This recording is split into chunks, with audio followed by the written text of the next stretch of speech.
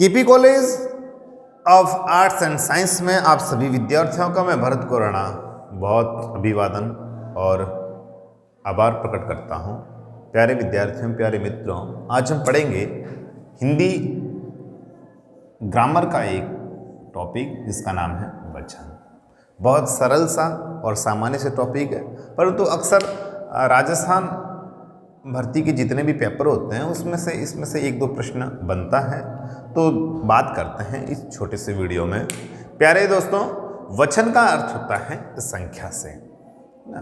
किसी भी वाक्य में वहाँ पर संख्या कितनी है उसके बारे में जिसका अपने को बोध हो उसे हम वचन कहते हैं। सामान्य सी बात है कि भाई वो एक है, दो है, हजार है या असंख्य है, इसका बोध केवल हमें वचन करवाता है। ठीक है, हम सीधा सीधा समय न गंवाते हुए सीधा आगे बढ़ते हैं कि वचन के जो प्रकार है या फिर वचन के जो भेद है वो दो है। कितने हैं? दो।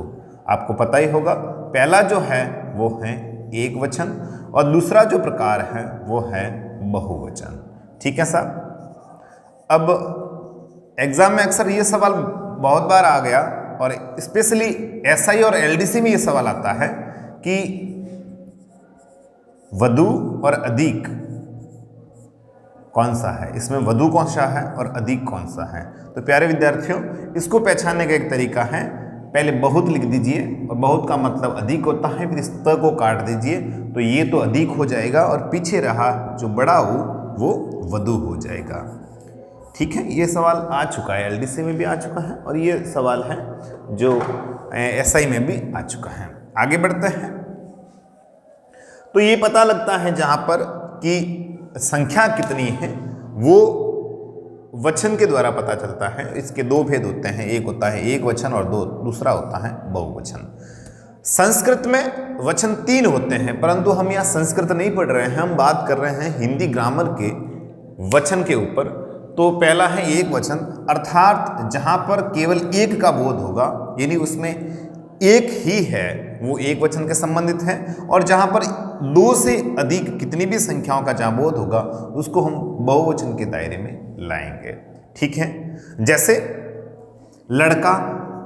अब आपको पता लगा कि इस वाक्य को भले कितना भी बड़ा कर दो, ठीक है, गांव में लड़का खेल रहा था, तो आपको पता चल जाएगा वो किसी अकेले एक लड़का है उसके बारे में बात चल रही है। और बात आ जाए गांव में लड़के खेल रहे थे, तो इसका मतलब वहां पर बहुत सारे लड़के हैं जो खेल रहे थे, तो ये एक वचन का पार्ट हो जाएगा। और ये जो है प्यारे विद्यार्थियों, ये बहुवचन का पार्ट हो जाएगा। इस बात का आपको ध्यान रखना है। हालांकि ये सरल सा टॉपिक है, इतना हार्ड नहीं है।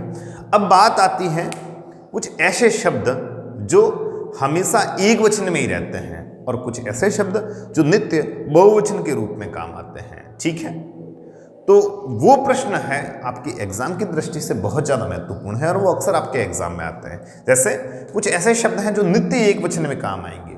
नित्य का मतलब होता है हमेशा, वो हमेशा एक वचन के अंतर्गत ही काम आते हैं। और कुछ ऐसे शब्द हैं जो हमेशा बहुवचन के अंतर्गत ही काम आते हैं। तो हम बात करते हैं इनके ऊपर। जैसे देखते हैं नित्य एक वचन। ठीक है, नित्य एक वचन, यानी इनका वचन एक ही रहेगा और ये शब्द नित्य एक वचन के रूप में काम आएंगे। जैसे बात करते हैं घी की।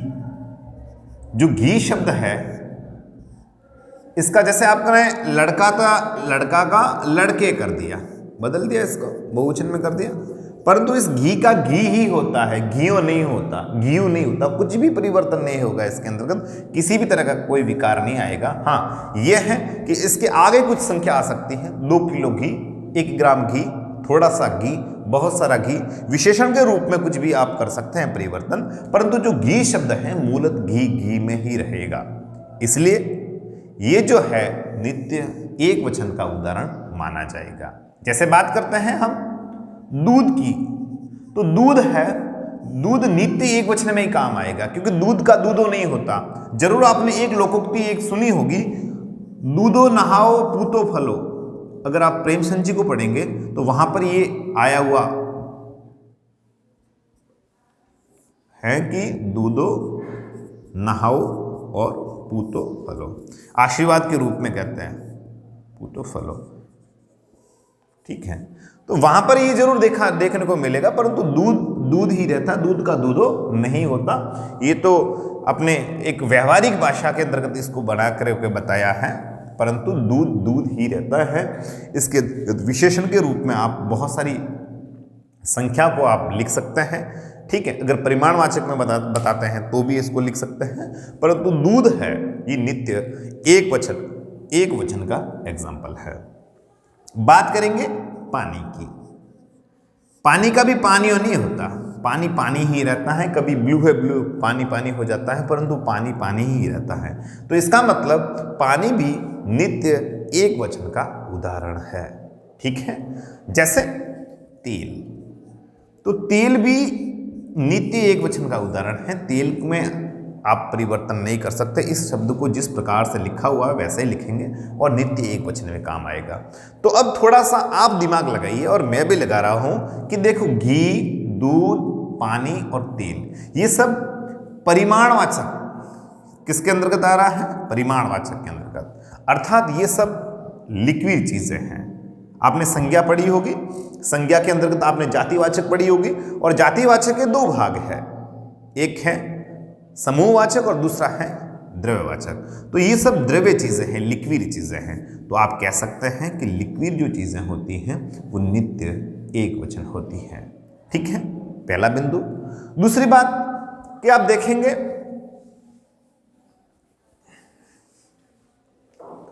प्रेम एक भाववाचक संज्ञा है। अगर नाम हो जाता है प्रेम जी खांडू तो व्यक्तिवाचक संज्ञा हो जाएगी, पर प्रेम है ये एक भाव है मन में, है ना। कभी किसी से भी हो जाए, आप अपने माँ से भी प्रेम करते हैं, अपने बहन से भी करते हैं, पिता से करते हैं, ठीक है, अपनी पत्नी से, अपनी प्रेमिका से, किसी से भी प्रेम कर सकते हैं, यहाँ तक कि किसी जानवर से भी आप प्रेम कर सकते हैं। तो प्रेम है, प्रेम का प्रेमो नहीं होता, प्रेम मूल रूप से प्रेम ही रहता है। तो नित्य एक वचन का उदाहरण है। जिस प्रकार से क्रोध का क्रोधो नहीं होता, जिस प्रकार से प्रेम हो गया, क्रोध हो गया, स्नेह हो गया, ईर्ष्या हो गई, तो ये जो एग्जाम्पल आप देख रहे हैं इनको आप किसी भी तरह से बदल नहीं सकते। ये मूल रूप से एक वचन में ही रहेंगे, अर्थात इनको नित्य एक वचन का उदाहरण कह सकते हैं। किसका कह सकते हैं? नित्य एक वचन का उदाहरण। तो दूसरी बात, अब यहाँ पर आप आराम से देखिए कि ये जो मैंने एग्जाम्पल लिखे हैं, अगर आपने संज्ञा प्रकरण को आराम से पढ़ा है, व्यवस्थित रूप से पढ़ा है, तो संज्ञा के अंतर्गत 3 पार्ट हैं। कितने पार्ट हैं? संज्ञा 3 प्रकार की है। एक है व्यक्तिवाचक संज्ञा, दूसरी जातिवाचक संज्ञा और तीसरी भाववाचक संज्ञा। ठीक है साहब, भाववाचक संज्ञा। तो ये जो एग्जाम्पल लिखे हैं मैंने, सबके सब भाववाचक संज्ञा के लिखे हुए हैं। किसके लिखे हुए? भाववाचक संज्ञा के, अर्थात इसके अंतर्गत केवल भाव है। और ये जब भाववाचक के एग्जाम्पल हैं तो अब आप ये कह सकते हैं कि भाववाचक संज्ञा के 90% एग्जाम्पल नित्य एक वचन के हुआ करते हैं। किसमें हुआ करते हैं? नित्य एक वचन में। अर्थात भाववाचक संज्ञा के जितने भी एग्जाम्पल होते हैं वो नित्य एक वचन में हुआ करते हैं। इसके अंतर्गत किसी तरह का कोई बदलाव, किसी तरह का कोई विकार नहीं आता। ये जिस प्रकार से होते हैं मूलतः उसी प्रकार से रहते हैं। जैसे बात प्रेम की कर रहे हैं, क्रोध की कर रहे हैं, स्नेह की कर रहे हैं या फिर ईर्ष्या की कर रहे हैं, ये सब भाववाचक के एग्जाम्पल है। किस संज्ञा के हैं? भाववाचक संज्ञा के। आई बात समझ में? और ये जो मैं बता रहा हूँ ये सब लिक्विड है और ये नित्य एक वचन में काम आते हैं। तो यहाँ से कोई महत्वपूर्ण प्रश्न नहीं बन रहा है। ठीक है, अब जो प्रश्न महत्वपूर्ण बनेगा वो बहुवचन से बन रहा है, जो हम अब पढ़ते हैं। तो इसको एक बार देख लीजिए। अब आगे बढ़ते हैं अपन। ठीक है साहब, अब हम बात करेंगे बहुवचन की, यानी ऐसे कौन से शब्द हैं जो नित्य बहुवचन में ही काम आएंगे। किसमें काम आएंगे? हमेशा बहुवचन के अंतर्गत। तो उसको हम देखने की कोशिश करते हैं। नित्य बहुवचन, तो बहुत सारे शब्द हैं जो नित्य बहुवचन में काम आते हैं। उसको अगर आप सामान्य दृष्टि से देखेंगे, सरसरी नज़र से देखेंगे और आपको वचन का पता नहीं है तो आप 100% सकते में पड़ जाएंगे और आप उसका एग्जाम्पल क्या करेंगे, एक वचन का, जबकि उदाहरण किसके हैं, बहुवचन के। जैसे प्यारे विद्यार्थियों आप देखेंगे आंसू जो शब्द है, आंसू, अब ये एक वचन का है या बहुवचन का, इसके लिए आपको क्या करना पड़ेगा कि इन एग्जाम्पलों को आपको वाक्य में प्रयोग करना पड़ेगा। वाक्य में प्रयोग करने से ही ये एग्जाम्पल आपको बेहतर तरीके से समझ में आ सकते हैं। जैसे अब आप देखते हैं कि जैसे भी लड़का है तो उसका तो लड़के बन रहा है, तो लड़का तो बहुवचन में एक वचन में हो गया और लड़के बहुवचन में हो गया। हाँ, तो फिर आंसू आ गया, अच्छा फिर एक वचन का है, आंसू बहुवचन का है? नहीं, ऐसा नहीं है। ये जो आंसू शब्द है अब ये वाला फॉर्मूला यहां काम नहीं आएगा। इस फॉर्मूले के आधार पे आप मत कीजिए। अब आपको यहां पर वाक्य में प्रयोग कर कर सीखना होगा, देखना होगा, तब आपको ज्ञात होगा कि एक वचन का है या बहुवचन का। जैसे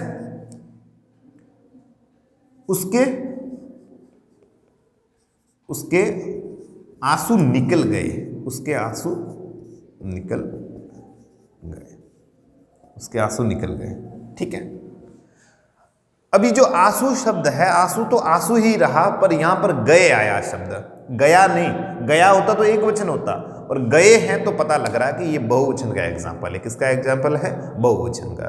दूसरी बात कि आंसू एक नहीं आता, एक आंख से एक नहीं आ रहा, आंसू दोनों आंखों से आते हैं, ठीक है। इसका मतलब एक आंसू तो आएगा नहीं जब दो आंखें हैं, ये रही दो आंखें, है ना, और ये आंखें देखकर हम सारी दुनिया भूल जाते हैं। ये जैसे ये बंदा रो रहा है, तो ऐसा तो है नहीं कि इसकी एक आंख से आएगा, इसके दोनों आंखों से आएंगे आंसू, इसके दोनों आंखों से आंसू आएंगे। जब दोनों आंखों से आंसू आएंगे तो सीधी सी बात है कि ये बहुवचन का एग्जाम्पल हो जाएगा। किसका हो जाएगा? बहुवचन का। आई बात समझ में? ठीक है। इसके दोनों आंखों से आंसू आएंगे, एक, इसका मतलब दो हो गया, और दो तो किस में आता है? बहुवचन में आता है। अगर एक होता तो एक वचन में आता, और ऐसा तो है नहीं केवल एक एक आंसू आ गया रुक गया। आंसू आएंगे तो कंटिन्यू आएंगे, तो इसका मतलब जो आंसू होते हैं वो बहुवचन का एग्जाम्पल हुआ करता है, ठीक है। एक एग्जाम्पल देखते हैं हम आगे। दर्शन, कौन सा है सा? दर्शन। अब वो लड़का लड़के वाला एग्जाम्पल आप देखेंगे, उसके आधार पर तो आप सकते में पड़ जाएंगे कि दर्शन, अच्छा दर्शनों बहुवचन, दर्शन एक वचन, नहीं, यहां पर ऐसा नहीं है। दर्शन है, इसको आप सेंटेंस में प्रयोग कीजिए, वाक्य में प्रयोग करके पता कीजिए। जैसे हमने दर्शन कर लिए, हमने दर्शन कर लिए। अब प्यारे विद्यार्थियों यहां देख लीजिए, हमने दर्शन कर लिया नहीं लिखा है, हमने दर्शन कर लिए लिखा है। इसका मतलब ये जो है पता लग रहा है कि यहां पर बहुवचन का प्रयोग हुआ है। दर्शन शब्द में कोई छेड़छाड़ नहीं की है, परंतु लिया की जगह लिए का प्रयोग हुआ है। केवल लिया होता तो फिर एक वचन का एग्जाम्पल है, पर कर लिए का मतलब है कि ये बहुवचन का एग्जाम्पल है। तो दर्शन जो शब्द है प्रॉपर रूप से नित्य बहुवचन का एग्जाम्पल है। किसका एग्जाम्पल है? नित्य बहुवचन का। इस बात को आपको दिमाग में फीड कर लेनी है, आराम से दिमाग में ही रखनी है। अगला देखते हैं, एक शब्द है प्राण। कौन सा है सा? रघुकुल रीत सदा चली आई, और प्राण जाए पर वचन न जाई। तो जो प्राण शब्द है ये बहुवचन का एग्जाम्पल है। प्राण का प्राणों, इस आधार पे आप कर रहे हो तो फिर गलत हो जाएगा। और ये सब के सब एग्जाम्पल कभी एलडीसी, कभी पटवार, कभी एसआई, और कभी किस और अन्य एग्जाम में 100 और 1% पूछे गए हैं प्राण। तो देखिए एक एग्जाम्पल लिख देते हैं। जैसे किसी का नाम तो क्यों लिखे, उसके प्राण निकल गया नहीं होता, उसके प्राण निकल गए जी, उसके प्राण निकल गए लिखा होता है, उसका प्राण निकल गया नहीं होता, उसके प्राण निकल गए हो रहा है। इसका मतलब यहाँ पर बहुवचन का बोध हो रहा है, और जब बहुवचन का बोध हो रहा है तो ये एग्जाम्पल नित्य बहुवचन में। जैसे अपने स्थानीय भाषा में भी कहेंगे, स्थानीय जब बोलते हैं अपन तो भी बोलते हैं अजीवना प्रोण नहीं गया, अजीवना प्रोण नहीं गया। इसका मतलब यहाँ पर जो ये है ये बहुवचन का एग्जाम्पल है, एक वचन का नहीं है, तो प्राण बहुवचन का हो जाएगा। जैसे आगे देख रहे हैं हम, एक और अन्य उदाहरण के ऊपर नजर डालते हैं, तो वो है हस्ताक्षर। कौन सा है साहब? हस्ताक्षर। हस्ताक्षर तो दिखने में तो हस्ताक्षर एक वचन की तरह दिख रहा है, पर जबकि ऐसा है नहीं। जो जैसा होता है वो वैसा दिखता नहीं है, और जो नहीं दिखता वो कई बार वैसा होता है। जैसे देखिए, उनके हस्ताक्षर हो गए, उनके, या फिर ये देख लीजिए आप,